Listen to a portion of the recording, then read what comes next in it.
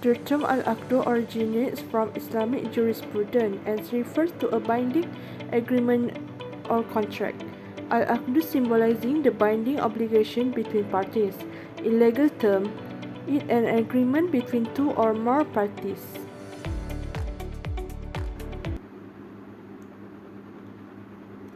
Kyra, I'd like to purchase your land. Can you promise to sell it to me next month for 50,000 ringgit? And Kyra said, I promise to sell it to you for that price next month. For this situation, this is wa'ad, which means one-side promise. Wa'ad morally binding in Islamic finance, but not legally enforceable unless further agreed.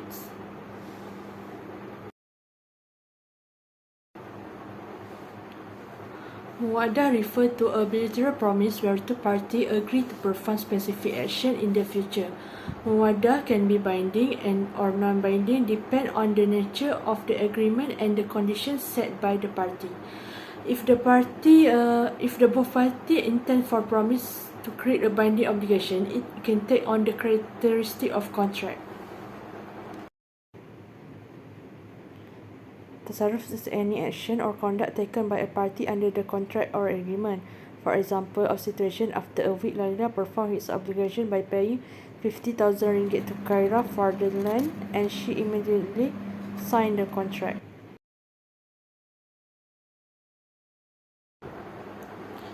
And lastly, iltizam refer to the legal or moral obligation that arises from a contract, promise, or agreement. Once a contract is concluded, both parties are bound by iltizam to fulfill their respective duties.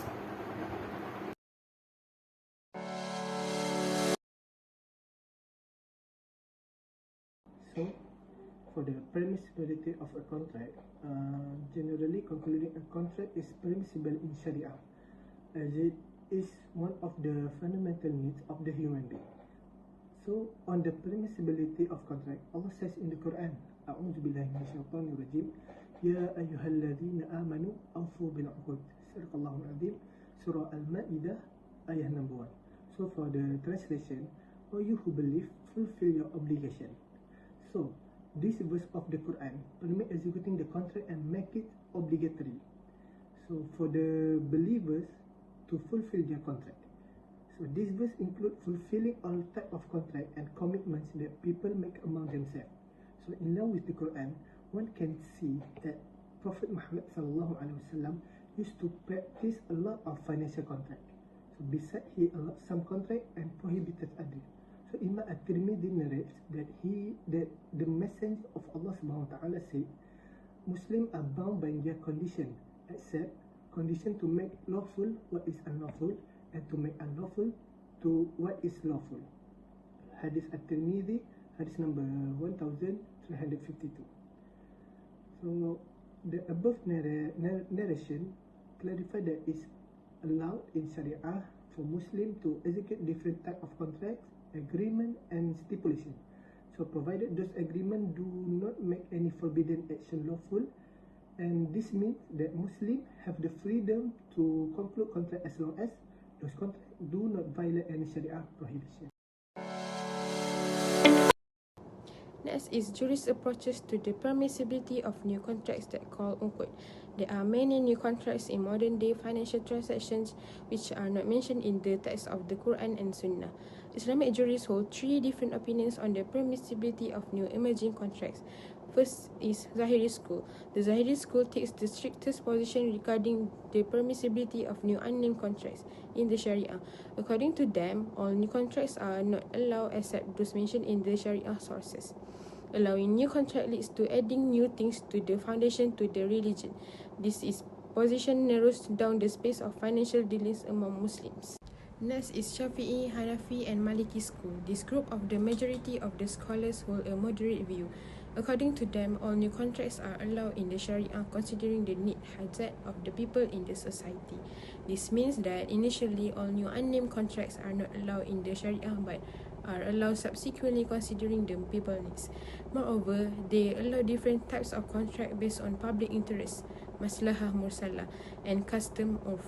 Lastly is Hanbali school. They take the most flexible position on this matter. According to them, all new contracts are allowed in the Sharia as long as there is no prohibition found in the text of Sharia on that specific contract. The fundamental principle in the financial dealing is that all types of transactions are allowed in the Sharia except what is prohibited in the text of the Quran and Sunnah. Therefore, all new contracts are permissible in Sharia if no prohibition is found in the text.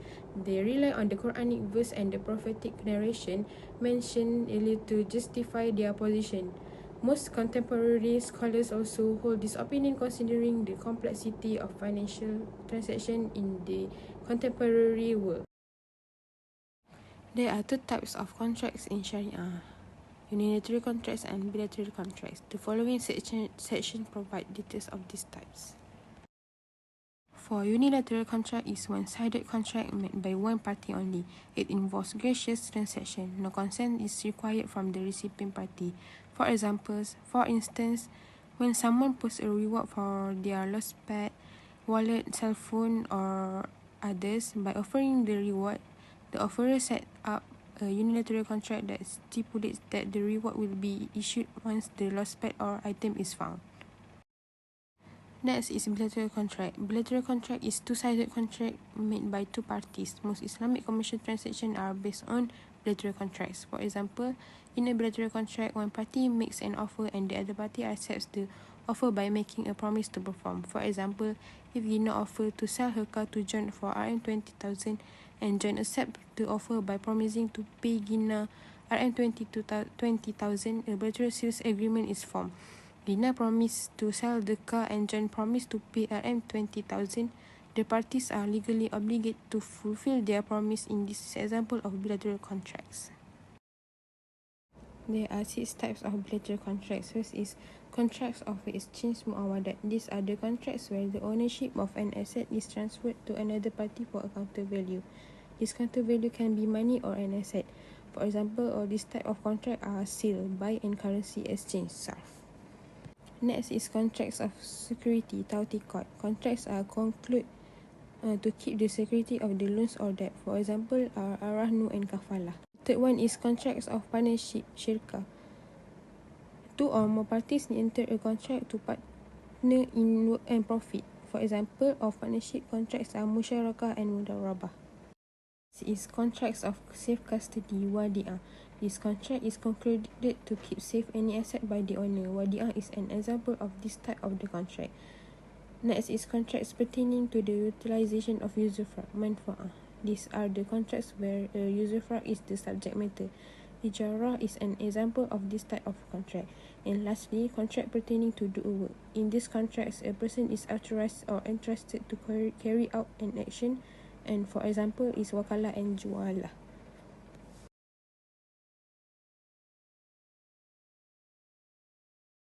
Is based on specific key characteristic that call pillars. So the Hanafi school of thinking recognizes 2 pillars: ijab, that means offering, and qabul, which is acceptance. So however, most academics believe that there are 6 important pillars. First, ijab, qabul, saman, muthman, mujib, and qabil. So I will explain the 6 pillars in a detailed example. First is ijab. So this is the first proposal or statement made by one party to another, stating the intention to enter into a contract, and then the offer should be precise, detailed, and unequivocal, with no possibility for ambiguity or misinterpretation. Next is qabul, which is acceptance. Qabul refers to the opposite parties' unequivocal and absolute acceptance of the offer. So the acceptance must reflect the offer in all of its terms and conditions. Any variation or alteration becomes a counter offer, necessitating a new acceptance from the original offerer. So acceptance must be communicated to the offerer in a clear and ambiguous way. So next is thaman, which is price. So this is the consideration of value paid for the commodity. It symbolizes the counter value offered by one party in exchange, which is for the subject matter provided by the other. So the price must be lawful, set, and ascertainable. So it cannot be unknown, contingent, and or prohibited in Islamic law. For example, interest or gambling. So next is musman, which is commodity. So this is the contract subject matter, which may include tangible assets, intangible rights, or services. So the commodity must be legitimate, recognized, and transferable. It cannot be something prohibited by Islamic law, for example, alcohol or narcotics. So, or something that doesn't exist or is not already in the offerer's possession. Next is mujib, which is offerer. So the person making the offer, they must have the legal capacity and authority to enter into the agreement. So this includes reaching the age of majority, being of sound mind, and being free of any legal or contractual constraint that would prevent them from entering into the arrangement. Last but not least, qabil, which is accepted. So this is the party who has accepted the offer.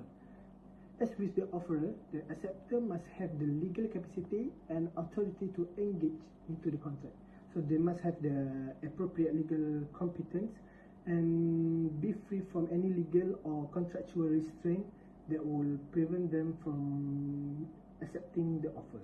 Basically, the Hanafi school and the majority of academics identify the different numbers of pillars, so which is due to the concept of rukun, which is pillar.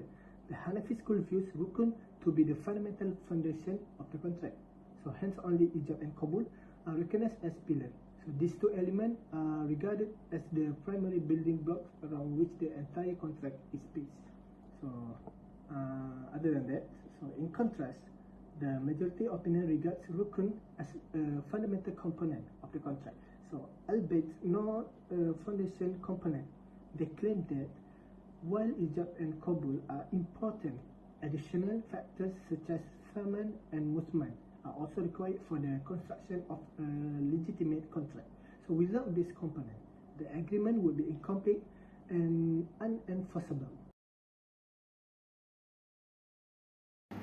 The theory of contract in Fiqh Muamalat forms the basis of Islamic commercial law.